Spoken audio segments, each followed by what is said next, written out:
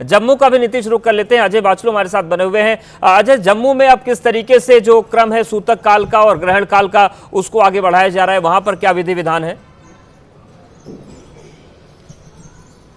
देखिए अवधेश, हम इस समय लक्ष्मी नारायण मंदिर में हैं और मैं अपने कैमरामैन से कहूंगा ये जो मुख्य द्वार इस लक्ष्मी नारायण मंदिर का है उसको पूरी तरह से बंद कर दिया गया है। मतलब इस मंदिर में किसी भी श्रद्धालु की अब एंट्री नहीं होगी। जो भी श्रद्धालु यहां माथा टेकना चाहते हैं वो बाहर से ही माथा टेक कर यहां से जो है जा सकते हैं। और यहां पर मंदिर के अंदर की तस्वीरें आपको दिखा दूं। चारों तरफ जो है मंदिर खाली हो गया है, श्रद्धालु यहां नहीं है। कुछ देर पहले हमने यहां पर देखा कि एक पूजा अर्चना की गई कि जिस तरह से जम्मू कश्मीर में 26 अगस्त के बाद की तस्वीरें सामने आई, जिस तरह बाढ़ और बारिश ने यहां प्रकोप मचाया है, इस तरह की तस्वीरें दोबारा ना आए, इस तरह की घटनाएं दोबारा ना हो, ये यहां पर प्रार्थना की गई है। और फिलहाल अवधेश बता दूं, इस मंदिर को सोमवार सुबह 5 बजे तक बंद कर दिया गया है। सोमवार सुबह 5 बजे इस मंदिर की शुद्धिकरण के बाद ही यहां पर भक्तों को जो है वो आने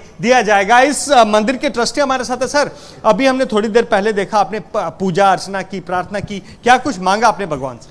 भगवान से यही मांगा कि जो अभी हुआ 26 के बाद ऐसा दोबारा ना हो। ये प्रार्थना की है हमने भगवान से कि जम्मू कश्मीर में ये आपदा ना आए। तो इसके लिए हमने प्रार्थना भी की, पूजा पाठ भी किया, तो आगे भी करते रहेंगे। तो अब जो है मंदिर कब तक बंद रहेगा, क्या कुछ कार्यक्रम? ये सुबह 5 बजे खुलेगा। आज पूरे दिन बंद रहेगा।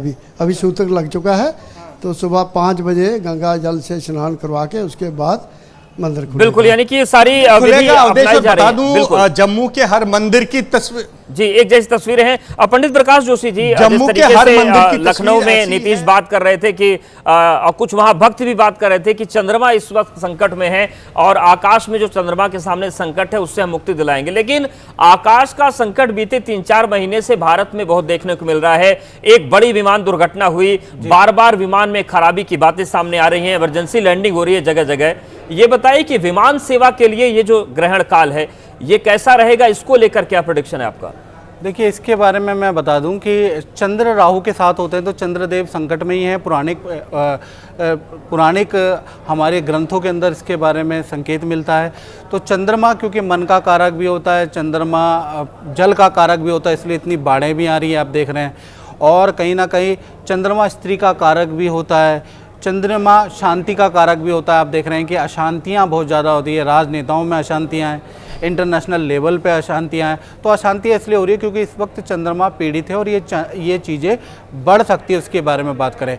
और क्या हो रहा है कि ये जो विमान दुर्घटनाएं हो रही है या युद्ध जो हो रहे हैं वो हो रहे हैं जब भी 5 मंगलवार, 5 शनिवार, 5 रविवार पड़ते हैं तो उसे खप्पर योग कहा जाता है। ज्योतिष की दुनिया के अंदर मेदनीय ज्योतिष के अनुसार सबसे खराब योग होता है, जो कि पहले भी पड़ा है। तो हमारा भारत और पाकिस्तान का उसी समय पे युद्ध भी हुआ, आतंकवादी घटनाएं कश्मीर में घटी और विमान दुर्घटना हुआ। ऐसा ही योग अभी भी चल रहा है 7 अक्टूबर तक, यानी 11 जुलाई से 7 अक्टूबर तक अभी खप्पर योग ही चल रहा है, जिसके अंदर आप देख रहे हैं कि हिमाचल प्रदेश में, उत्तराखंड के अंदर सुनामी या इस तरह के बाढ़ की घटनाएं हो रही हैं और राजनीतिक उथल पुथल हो रही है। और ऐसा ही योग आपका नवंबर-दिसंबर में भी चलेगा जब 5 गुरुवार पड़ेंगे। तो ऐसे में मुस्लिम देशों में आपस में वाद विवाद होगा, भारत के अंदर प्राकृतिक घटनाएं घटेंगी और कहीं ना कहीं बम विस्फोट और कहीं विमान के हादसों की घटना भी आपको नजर आएगी।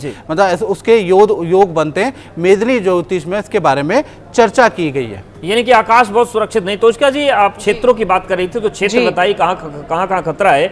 और जुलाई का जिक्र जब आचार्य जी ने किया तो जुलाई 2019 में जब चंद्र ग्रहण लगा था, नवंबर में कोविड-19 आ गया था और पूरी दुनिया ने झेला, तो क्या वही कष्ट फिर से दुनिया के सामने आने वाला है? और भारत में कौन कौन से क्षेत्र प्रभावित होंगे? देखिए, कष्ट की अगर मैं बात करूं तो यकीनन मैं यहाँ पे ये चीज़ बोलना चाहूँगी कि काफ़ी सारी सिचुएशंस ऐसी दिख रही हैं जहाँ पे प्रॉब्लमैटिक ना केवल भारत के लिए बल्कि और भी कंट्रीज़ के लिए यहाँ पे रहने वाला है। क्योंकि ये जो ग्रहण है आपका ऑस्ट्रेलिया, यूरोप और आपका सेंट्रल एशिया के टुवर्ड्स ज़्यादा जाता हुआ दिख रहा है, क्योंकि इन जगहों पे ग्रहण जो है लग रहा है। और साथ के साथ अगर मैं बात करूं कंट्रीज़ के बारे में, बाहर की कंट्रीज़ के बारे में, तो रशिया, चाइना और इंडिया का कहीं ना कहीं तालमेल देख के यूएस को काफ़ी ज़्यादा प्रॉब्लम हो सकती है, जिसकी वजह से पॉलिटिकल रिफॉर्म्स में बहुत ज़्यादा मेजर इश्यूज आने वाले हैं और ज़्यादा।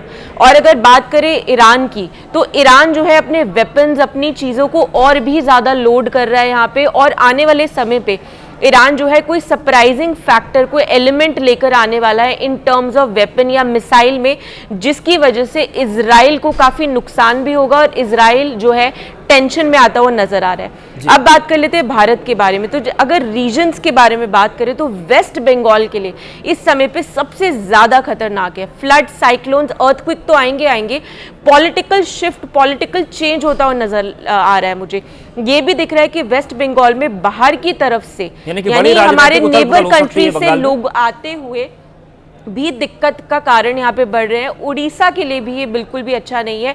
आंध्र प्रदेश के लिए मैं इतना बोलना चाहूँगी कि आंध्र प्रदेश में आप देख सकते हैं कोई भी हादसा हो सकता है, कोई भी एक्सीडेंट हो सकता है मेजर, जिसमें काफ़ी लोगों की जान से ज़्यादा मैं बोलूँगी कि काफ़ी पब्लिक प्रॉपर्टी का काफ़ी नुकसान हो सकता है, मोर देन लाइफ।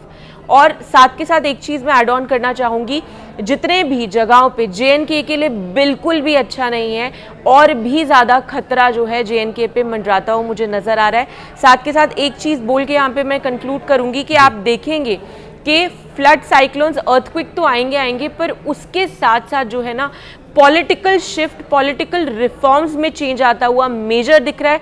जो हमारे मेजर पॉलिटिशियंस हैं उनकी हेल्थ के लिहाज से बिल्कुल भी अच्छा समय मुझे नहीं लगता, क्योंकि चंद्रमा का समय है और चंद्रमा माँ को रिप्रेजेंट करता है, चंद्रमा फीमेल को रिप्रेजेंट करता है। इस समय पे स्कैम्स आते हुए नजर आएंगे, जो फीमेल और नवजात शिशु से संबंधित कोई भी स्कैम्स हमें मेजर देखने को मिलेंगे। जितने भी पॉलिटिकल लोग हैं जिनके पुराने कोर्ट केसेस चल रहे हैं, उनके लिए भी ये समय बिल्कुल भी अच्छा नहीं है। और आप देखेंगे हिमाचल और उत्तराखंड में लैंडस्लाइड्स, बादल का फटना, लैंडस्लाइड होना, फ्लड्स आना, ये सब और ज़्यादा यहाँ पे दिख रहा है। और स्पिरिचुअल जगह पे स्टैम्पेड, यानी स्पिरिचुअल जगह पे भगदड़ होती हुई मुझे अभी भी दिख रही है। मुझे याद है कि हमने एबीपी पे भी यहीं पे हमने प्रिडिक्शन की थी जब हम 2025 की शूट कर रहे थे कि आपका किसी स्पिरिचुअल जगह पे स्टैम्पेड हो सकता है, और उस समय पे कुंभ पे जनवरी में ही कुंभ में स्टैम्पेड बिल्कुल एक बड़ी घटना हुई थी, और जिस बात का आप जिक्र कर रही हैं उसका और ये अभी भी और होने की बिल्कुल संभावना बिल्कुल। और जो बात आप कह रहे हैं कि नृपाह निहंति शब्द का इस्तेमाल हुआ है जब कुंभ राशि में ग्रहण लगता है, तो ये वाकई एक चिंता की बात है।